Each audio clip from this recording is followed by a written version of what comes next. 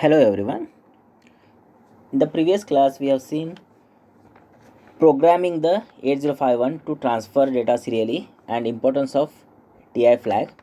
In today's class, we will discuss programming the 8051 to receive data serially and the importance of RI flag. So programming serial data receiving. So receiving part we will discuss. So in programming the 8051 to receive character bytes serially, the following steps must be taken. The first step, so as usual, again the T-mode register is going to be loaded with the value 20H, which indicates the use of timer 1 in mode 2. That is, it is a 8-bit auto reload to set the baud rate. So in transmitting the data also we have done the same thing. We have loaded the value 20H in T-mode register. Here also we have to load the value 20H in T-mode register, which is nothing but a 8-bit auto reload. That is, we are using timer 1 in mode 2. So it is done for the purpose of setting the baud rate. Next step, so again the same, TH1 is loaded with one of the values. So that what the table that we have discussed, which consists of the baud rate. So we have to refer that table. So from that table, the value in decimal or hexadecimal is loaded in TH1 register. That is, TH1 register is loaded to set the baud rate. So here we have to assume that external frequency is equal to 11.0592 megahertz. The third step, the SCON register is loaded with the value 50H. Again, this step is also same as transferring the data. So the SCON register is loaded with the value 50H. So this is going to indicate we are using a serial mode 1, where we are going to use the 8-bit data, which is going to be framed, and one start bit and one stop bit. And also we have to enable the receive bit. That is, receive enable bit is available in the SCON register. That one we have to turn on so that it will receive the data serially. So this is the third step. Next step, fourth step, start the timer. So TR1 is set to 1 to start the timer. So for that purpose we have to use the set bit TR1 instruction. So this is the way to start the timer 1, set bit TR1. So this instruction is used to start the timer. Now the next step, this is different. That is, as compared to the transmit data, this is from here onwards it is different. So we are going to receive, we are programming here for receiving the data. Now the RI is cleared with the CLR RI instruction. So the RI flag is available. So that flag has to be cleared by using the instruction CLR RI. CLR stands for clear the RI flag. So this instruction has to be used. Then the RI flag bit is monitored with the use of the instruction JNB RI followed by the target address. So in the previous case we have monitored the TI flag. So in this case we have to monitor the RI flag because it is a receive flag. So the RI flag bit must be continuously monitored until it becomes 1. So for that purpose we have to use the same instruction, that is jump if no bit, JNB, but the flag is different here, that is RI. Jump if no bit, that is JNB RI followed by the target address,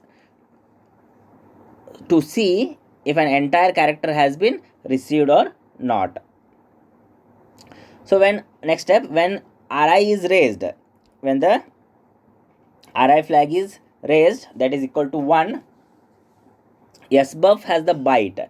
That means when the RI flag is equal to 1, so SBUF register, which is a 8-bit register that collects the data, the received byte is available in the SBUF register.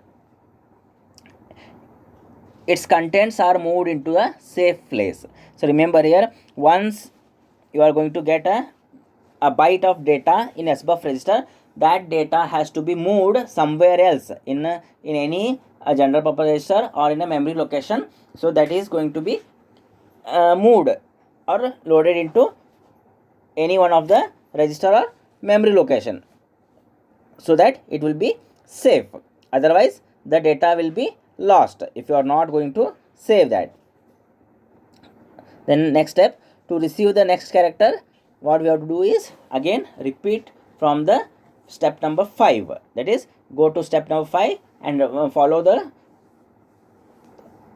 steps from 5 to 8 again to receive the data continuously. So these are the steps involved in receiving the data serially.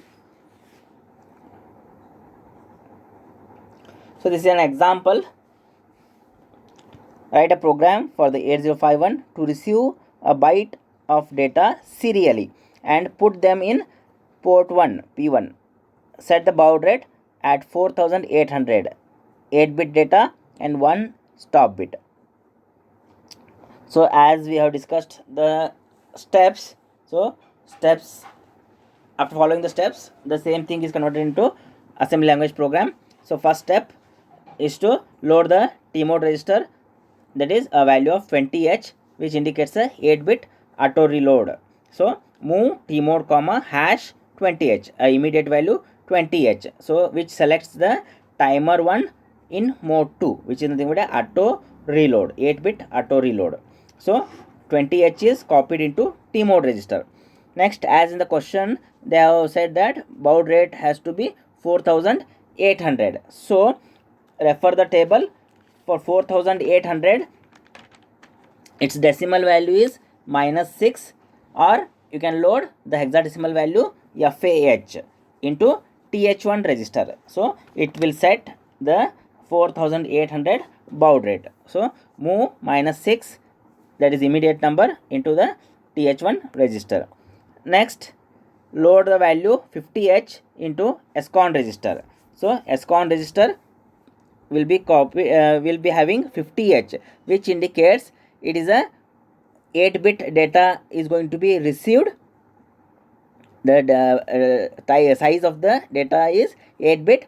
Then it consists of 1 stop bit, 1 start bit, and REN bit in the SCON register must be enabled. So REN is a receive enable bit in the SCON register.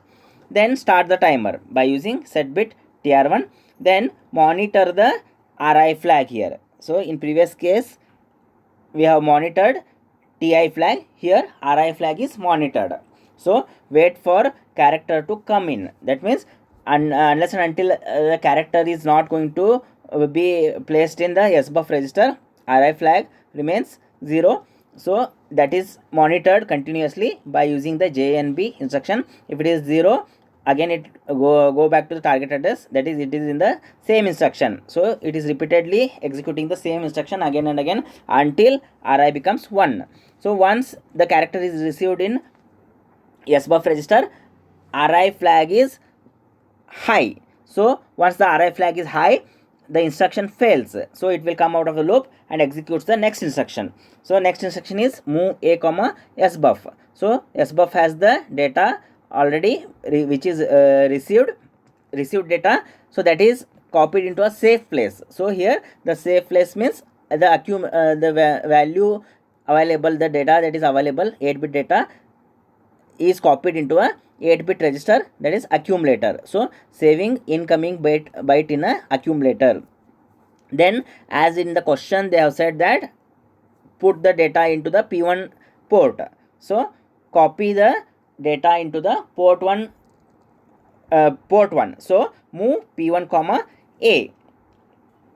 So send the data to the port 1. So to send the data into the port 1, accumulator value that which is having the copy of value in SBUF is placed into P1 register.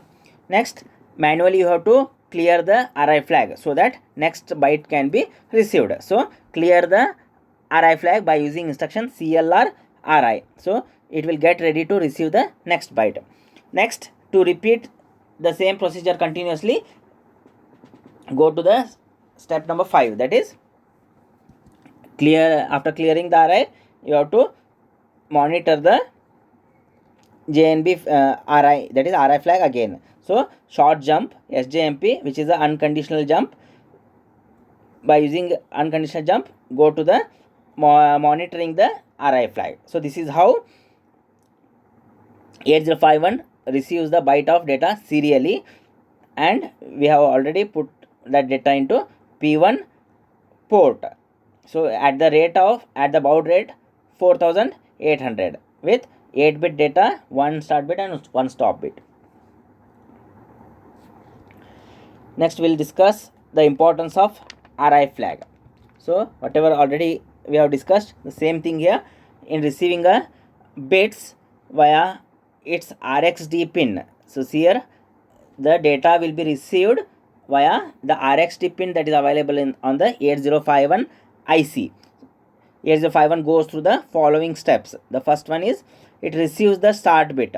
So as we know, a data consists of total 10 bits, 8 bits actual data, 1 start bit and 1 stop bit. So first it receives the start bit. It indicates that the first bit of the character byte is going to be received. So start bit is received first, then the first bit of the actual data will be received. So second step, the 8-bit character is received 1 bit at a time. So whatever the data that we are sending, it is of 8-bit. So bit by bit from LSB to MSB, 1 by 1 data bit are received. Then finally a stop bit is received. It is the last bit. So when receiving the stop bit 8051, so that will make the RI is equal to 1. Once all the characters are sent successfully, received successfully, RI flag becomes 1. So it indicates that entire character byte has been received, and it has to be copied into a safe place, either in a register or any memory location. So it must be picked before it gets overwritten by incoming character. If you are not going to copy that character which is available in the SBUF register, the incoming data will be overwritten the already present data in the SBUF register. That's why collect the data as soon as the data that is received into the SBUF register into a safe place. Next step, by checking the RI flag bit when it is raised, we know that a character has been received and it is sitting in the SBUF register. As we know, whenever the RI flag bit becomes 1, RI flag whenever it becomes 1, so it indicates that the complete character, the character is received, has been received, and it is available in the SBUF register.